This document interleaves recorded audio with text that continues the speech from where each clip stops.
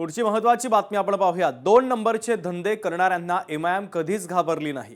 अशा लोकांना एमआयएम घाबरणार सुद्धा नाही। इम्तियाज जलील यांनी महत्त्वाचं वक्तव्य करत थेट इशारा दिला। रेशन चोरीचा धंदा करणाऱ्या लोकांनी आज हल्ला केला। इम्तियाज जलील यांचा अप्रत्यक्ष निशाणा कुणावर आहे या संदर्भातली चर्चा आता छत्रपती संभाजीनगरच्या राजकीय वर्तुळामध्ये सुरू आहे।